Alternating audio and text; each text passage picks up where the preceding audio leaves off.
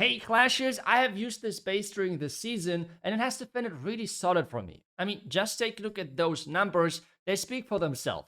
But I would not just share the base link, but on top of that, deep dive into some of the basics of base building when it comes down to the setup of bases you should look at right now. And on top of that, as well, some crucial trap placement, because that's going to make a big difference in being able to defend or not to defend in the current meta. And that is a really common question which I receive a lot. iTzu, give us some tips and tricks for base building. So I will use this video to do exactly that. But I not just have this base built by Wolfie. I have another base as well to share later in the video from Dark on Top, because he shared a base with me and he said it's this base defended really solid. You can take a look at it, and if you want, you can share it as well. So I will do that as well with the second base of him then.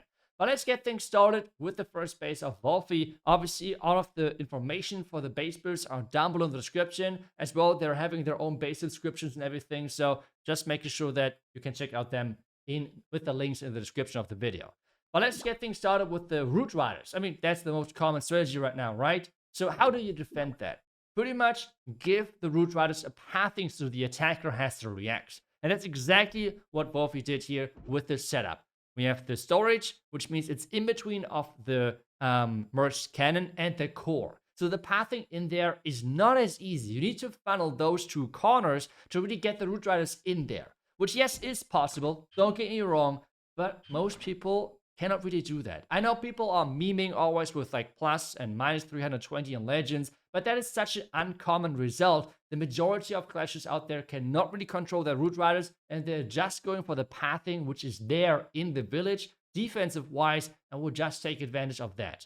And this is then exactly what we can trap as a defender, okay? So they will go with the easiest approach versus those bases. So the first step to defend Root Riders, or have a higher chance of defending them, is adding those defensive-less areas to make the pathing of the Root Riders way more annoying.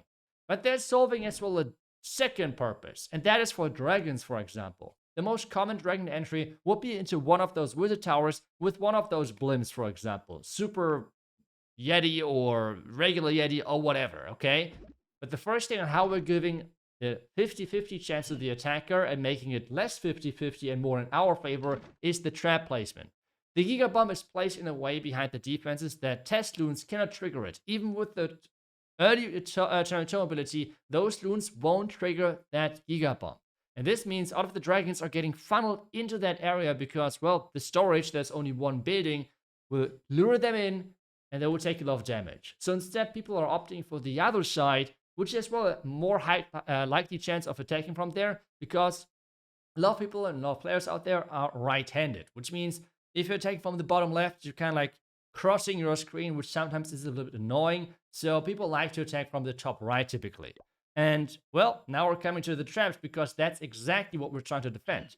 People are going for the air defense and the sweeper in the core with the giant arrow, or at least the air defense. That's the more crucial part, because you're getting the pathing set up for the dragons right into the core. And, well, on that side, we have all of the traps, which means this Archqueen is not going to survive for any second, pretty much.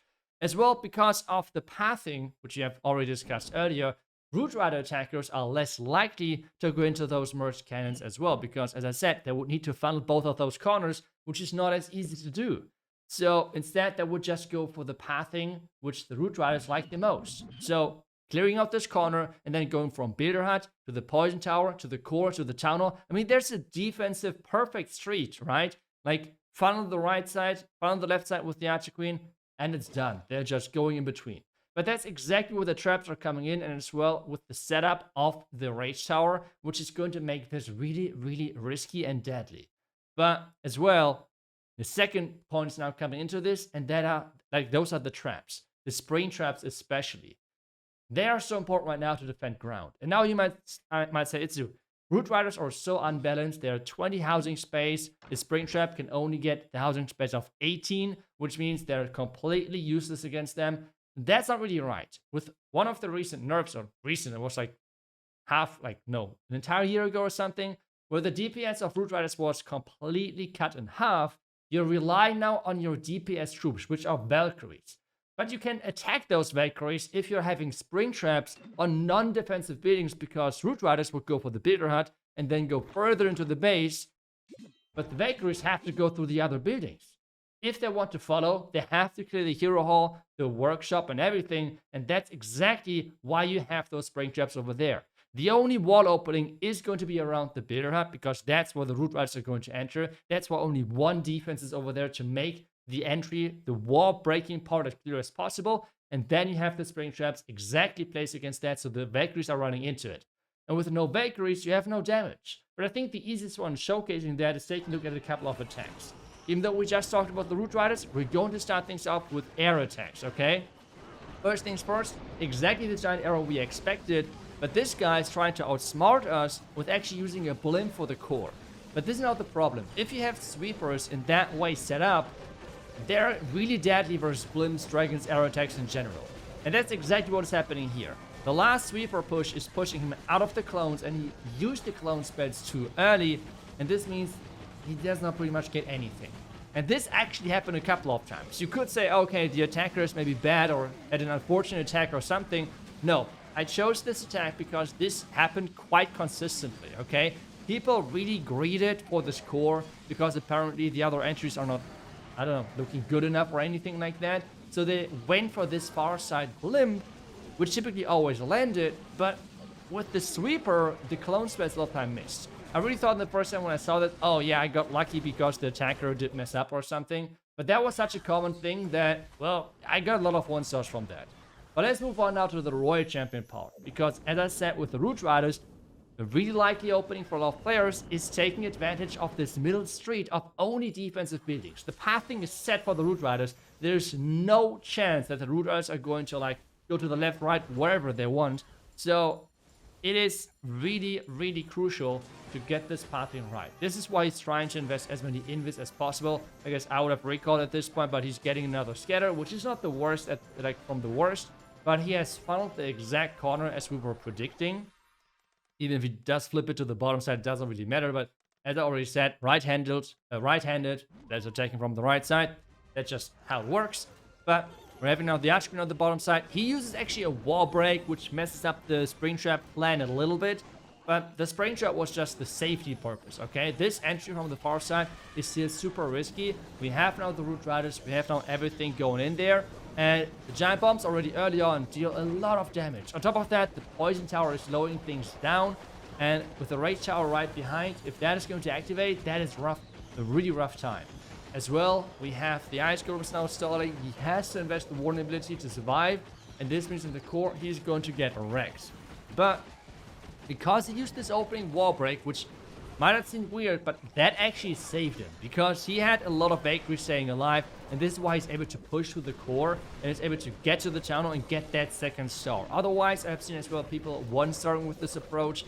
But this is way more common than I thought. Like, I would have never picked that entry. But apparently, people like to just, I don't know, like deep dive into this defensive pathing and just go for that because they hate to funnel the Root Riders, actually. And as I said earlier, at this point, we're considering a Super Yeti, like this same attack with Super Yetis, a difficult attack because you have to funnel. And this is kind of where we're at right now. People are so used to Root Riders and Dragons and just like turn off their head that funneling is just, okay, we're trying to avoid it at all costs. This is kind of like how it is. So yeah, this is just going to be backfired.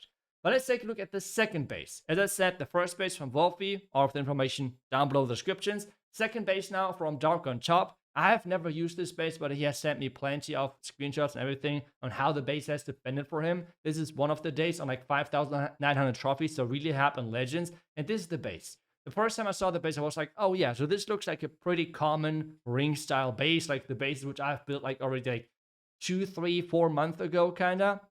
But the twist of this, which I really enjoy, is the Invis Tower in the core. Because based on the looks, you could think that you could trigger that from the monolith. But you can't. Only the channel is covered. And that makes it really annoying to trigger it, as well, since many people are not using the giant arrow anymore and not everyone is able to execute the invisibility and skeleton spell trick.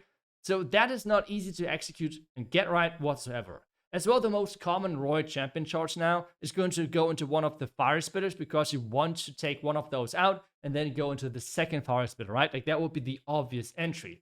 But both sides are super stacked when it comes down to giant traps, like giant bombs and everything. So the Royal Champion is not going to have a great time over there. You're guaranteed going to lose the Fox. So that's already gone. And then you have to somehow push through as well. If you have picked the right side, so you're going from the bottom to the left side with your main push, you're going to go into the red mine farm. And typically people are using the Eternal Tome to block the Giga Bomb, which means the red mine farm is hitting exactly right after the perfect timing.